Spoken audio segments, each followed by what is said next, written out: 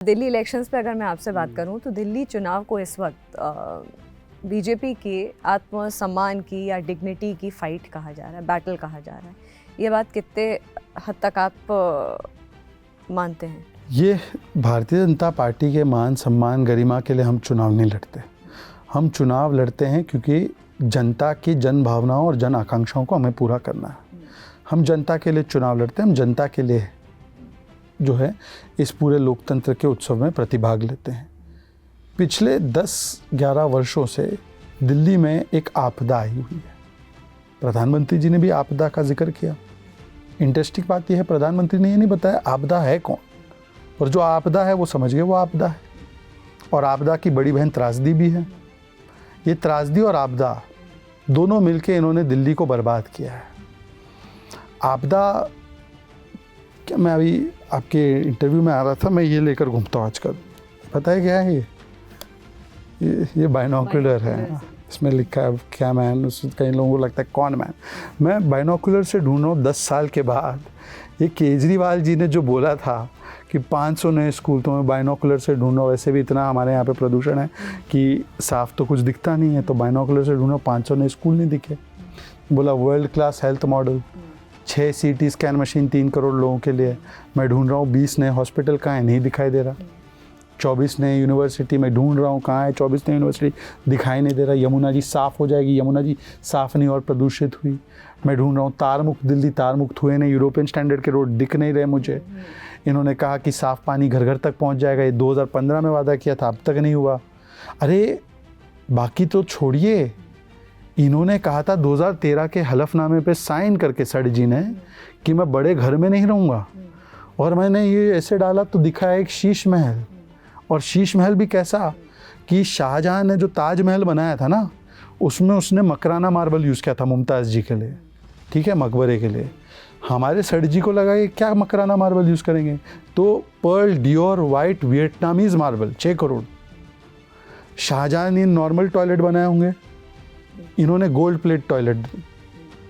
शाहजहां के भी एंटरटेनमेंट के लिए जो भी रहा होगा, इन्होंने बोला 64 लाख के टीवी लगेंगे, 20 लाख का जिम बनाया।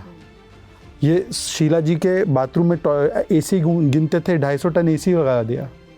और ये साफ़ पानी का जो वादा करते ना, 17 तो RO उन्होंने शीश महल में लगाए। भाई साफ़ पानी आ रहा है तो टोटी में मुँह लगा के पी ले, क्यों तुम RO लगा रहे हो भाई अपनी यहाँ पे। तो ये रेनॉल्ट की पेन ऐसे डाल के, लूज कमीज़ पहन के, 15 करोड़ के टॉयलेट और सैनिटरी वेयर वाले वार्डरोब में अपने शक्ल देखकर लोगों को बेवकूफ़ बनाने का जो काम हुआ है ना, उसमें लोगों ने एक नारा गढ़ा है कि अब आपदा नहीं सहेंगे, हम बदल के रहेंगे। तो हम तो जनता की जो भावना है उसको केवल प्रतिबिंबित कर रहे हैं। हम लोग हमारे लिए चुनाव नहीं लड़ रहे, हम तो चाह रहे कि जनता की जो भावना है वो प्रकट हो जाए। हरियाणा में भी हुई, महाराष्ट्र में भी हुई। लोगों ने बोला, इन्होंने तो सब लोग क्या क्या नैरेटिव चलाते थे, जवान हमारे साथ, किसान हमारे साथ, पहलवान हमारे साथ, फिर सब ने दिखा दिया किसके साथ थे। और दिल्ली की जनता ने भी इस बार तय कर लिया है। मुझे लगता है कि जनता आज जिस प्रकार से बदहाल हुई है, दिल्ली बदहाल हुई है। एक वर्ल्ड क्लास सिटी बनाना था दिल्ली को, दिल्ली के 10-11 साल बर्बाद कर दिए इन लोगों ने। और मैं केवल 10 सेकंड और लेकर बोलूँगा कि दिल्ली की मान लो कॉम्प्लेक्स गवर्नेंस है, ये मैं स्वीकारता हूँ। दिल्ली में सेंटर का भी रोल है, स्टेट का भी रोल है। सेंटर ने 60,000 करोड़ के हाईवे दिए, Delhi Mumbai, Amritsar Katra, Delhi Jaipur, eastern western peripheral expressway, metro, fame की 400 इलेक्ट्रिक बसेस, 8,000 करोड़ यमुना को साफ करने के लिए घटक लिए, 1,000 करोड़ दिल्ली सरकार को अपने कामकाज के लिए, 3,000 करोड़ से ज़्यादा यूनिवर्सिटीज़ पेंशन्स के लिए, 72 लाख लोगों को राशन, यशोभूमि, भारत मंडपम, प्रगति मैदान मंडल, बड़े बड़े फ्लाईओवर, ये सब केंद्र के देने के बाद तुम्हारा काम था प्रदूषण मुक्त यमुना और प्रदूषण मुक्त वायु करना, जो आपने वादा किया था। क्या करके गए? क्या है दिल्ली की स्थिति? और अपना शीश महल बनाते हो, और मोदी जी गरीब लोगों को 30,000 EWS फ्लैट अपने सपनों का महल देते हैं, तो ये लोग उसमें पानी का कनेक्शन नहीं लगाते। कालका जी में जब इससे पहले, अभी तो हम लोगों ने स्वाभिमान फ्लैट दिए, आपने देखे होंगे, वो आनंद विहार में है, अशोक विहार है, सॉरी अशोक विहार। कालका जी में 3000 फ्लैट दिए थे, उसमें वर्षों तक इन्होंने पानी का कनेक्शन नहीं दिया। ये आपकी मानसिकता। शहजाद जी, आपने फ्रीबीज़ की भी बात छूते हुए आप गए अपनी स्टेटमेंट में। तो ये जो फ्रीबीज़ की जो पॉलिटिक्स है, उसने पिछले कुछ सालों में तूल हर पार्टी ने पकड़ा है, चाहे फिर वो हरियाणा में प्रॉमिसेस देख लीजिए, मध्य प्रदेश में देख लीजिए, महाराष्ट्र में देख लीजिए, हर पार्टी ने अपने अपने हिस्से के फ्रीबीज़ के प्रॉमिसेस किए हैं। अभी ये क्या कहते हैं, आम आदमी पार्टी का फाइनेंशियल सपोर्ट टेम्पल प्रीस्ट को लेकर के अभी तो वो थोड़ा सा एक नॉच ऊपर चले गए हैं। स्कॉलरशिप फॉर दलित स्टूडेंट्स और एक्सपैंडेड एज ओल्ड पेंशन, इन सब चीज़ों को लेकर के उन्होंने प्रॉमिसेस किए हैं। तो ये जो सोशल वेलफेयर स्कीम्स का prioritisation as compare to infrastructural development, ये तो चलिए आम आदमी पार्टी के लिए आप कह रहे हैं, लेकिन बाकी जो फ्रीबीज़ के चलते जो पॉलिटिक्स गरमाई हुई है इस वक्त, उसके बारे में क्या कहें? देखिए, सोशल वेलफेयर और फ्रीबी के बीच में पहले तो हमको अंतर करना होगा। पहले तो आम आदमी पार्टी की सरकार यहाँ पर है, वो घोषणा क्यों कर रही है? सीधे लागू करे ना। अगर इनको लगता है कि महिलाओं को 1000 रुपये देने हैं, मार्च में आपने 2700 करोड़ आवंटित किया बजट में, हालांकि 80 लाख महिलाएं हैं, आप रफ कैलकुलेशन भी करोगे तो उससे कहीं ज़्यादा फिगर आती है। दिसंबर में आपने एक नोटिफिकेशन निकाला 1000 रुपये वाला, नॉट 2100 रुपये वाला। संजीवनी वाली स्कीम का तो नोटिफिकेशन भी नहीं है 60+ के लिए। आपको करना आप करो ना, किसने रोका है? ये सड़जी बोलते हैं, अभी कल एक दो दिन पहले प्रेस कॉन्फ्रेंस करके बोलते हैं मैं जेल था जी, बढ़ गए थे पानी के कुछ लोगों के बिल, वो अगली सरकार में माफ़ कर देंगे। अरे तुम्हारी सरकार है, इलेक्शन कमीशन ने कौन सी रोक लगाई अभी? आप माफ़ कर दो। पुजारी ग्रंथी अभी याद आ रहे हैं इनको, और 5 साल से इमाम याद आ रहे थे, और इमामों को तो 17 महीने से अब चूना लगा रहे हैं, और यहाँ पे अब पुजारी ग्रंथी को अगली सरकार में देंगे। अभी दो ना, 5 साल का बकाया भी दे दो, देना है तो। पंजाब में 1000 रुपये महिला को बोला था, कितनी महिलाओं को दिया? ये दलित वाली स्कीम जो बोल रहे हैं, दलित वाली स्कीम 2019 में लॉन्च की थी कि 100 बच्चे हर वर्ष हम विदेश भेजेंगे, दिल्ली के कर्ज पे, सरकार के कर्ज पे। कितने बच्चे भेजे? इनके प्रवक्ता के पास कोई जवाब नहीं होता। अब मैं आपको बताता हूँ फ्रीबी और सोशल वेलफेयर के बीच का फ़र्क। महाराष्ट्र मध्य प्रदेश में हमारी सरकारें थी, हमने वहाँ पे पहले तो अनाउंसमेंट नहीं किया, हमने लागू किया। और मध्य प्रदेश में ये जो हम लोग की एक पूरी सीरीज़ आप देखिए, 2005 से पहले भी अगर मोदी जी का गुजरात में आप ट्रैक रिकॉर्ड देखो, या शिवराज जी का मध्य प्रदेश में, दोनों का लगभग एक 2001 से और एक 2005 से, दोनों का ट्रैक रिकॉर्ड रहा कि गुजरात में भी और मध्य प्रदेश में भी एक चैलेंज है, सेक्स रेशियो बहुत कम था महिलाओं के साथ, बच्चियों के साथ।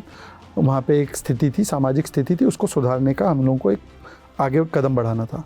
तो वहाँ पे पहले बेटी बचाओ को उस समय के अवतार में उतारना, बेटियों को जब वो वूम में होती है उसको मारना नहीं है, उसके लिए इंसेंटिवाइज़ करना माता पिता को कि इसकी बच्चे का एजुकेशन हम देखेंगे, स्टेट देखेगा कि आप उसके लिए फैसिलिटीज़ जो भी है, ताकि एक मदर फादर को उस सामाजिक परिदृश्य में एक इंसेंटिव हो कि बेटी को वूम में नहीं मारना। ये हमारी सामाजिक एक रियलिटी थी, अफसोसजनक पर है। फिर वो बेटी की पढ़ाई लिखाई की चिंता के बाद, मान लो बेटी मेधावी बनती है एकदम अच्छी पढ़ाई लिखाई में, तो बेटियों को शादी ना करा दे छोटी उम्र में, तो उसके लिए चलो किसी बेटी को कॉलेज तक जाना है, दूर पढ़ रहा है, कैसे जाएगी सेफ्टी के, तो एक स्कूटी दे देना या उसको स्कॉलरशिप देना हायर एजुकेशन के लिए। फिर वो उसके आगे बढ़ती है, और जब वो मान लो कि सर्विस में जाती है या शादी करती है, अब शादी भी करती है तो वहाँ पे वो एम्पावर्ड महिला रहे। तो स्टैम्प ड्यूटी कम करना ताकि लोग इंसेंटिवाइज हो कि महिला के नाम पे हम घर बनाएं या घर करें। अभी जो 4 करोड़ गरीबों के आवास भी दिए, ज़्यादातर महिलाओं के नाम पे रजिस्टर्ड किए, तो वो ओनर ऑफ द प्रॉपर्टी बन जाती है। एक ऑटोमेटिकली उसमें कॉन्फिडेंस आ जाता है कि I am the owner of the house, एक फिजिकल स्ट्रक्चर मेरा है। तो उसके साथ एक परिवार में एक डायनेमिक्स चेंज होती है उससे। फिर उसके बाद थोड़ी आगे बढ़ेगी तो मान लो उसको अभी पहली बार आर्म फोर्सेस में परमानेंट कमीशन दिया गया। रिपब्लिक डे का आपने परेड भी देखा होगा पिछले साल का, कि कैसे महिलाएं लीड में थी। और अब हम लोगों ने उसको आखिरी स्टेज जो थी, मतलब उज्ज्वला योजना और वो सब तो किया ही गृहिणियों के लिए, ताकि उनकी हेल्थ के ऊपर अच्छा असर पड़े, शौचालय से उनका स्कूल में रिटेंशन ज़्यादा रहे, उनकी हेल्थ पर असर ना पड़े।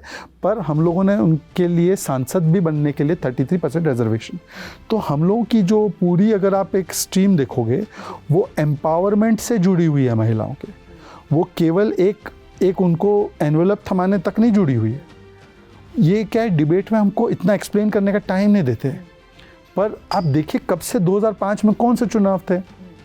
मोदी जी ने जब 2001-2 में शुरू किया ये सब, तब कौन से चुनाव थे? और इन स्कीम्स का चुनाव में क्या लाभ होगा? परमानेंट कमीशन देना आर्म फोर्स में, उसका चुनाव में क्या लाभ हो सकता है? फिर भी हमने इसको किया, और इसीलिए ये एक ऑल राउंड अप्रोच है महिलाओं के डेवलपमेंट के लिए, महिलाओं के डेवलपमेंट के लिए नहीं, डेवलपमेंट लेड बाय वुमेन करने के लिए। हमारे देश में केवल मर्द ही आगे लीड करेंगे, ऐसा क्यों होना चाहिए? तो ये एक फिलॉसफी है बीजेपी की। बीजेपी फिलॉसफी के हिसाब से करती है। ये लोग जो है केवल आते हैं, इनको लगता है कि शिवराज जी का एक स्कीम चल गया तो उसको रीपैकेज करके चला दो। नहीं, ऐसे नहीं चलता। कमिटमेंट किसकी है? कमिटमेंट होना चाहिए इन विषयों पे।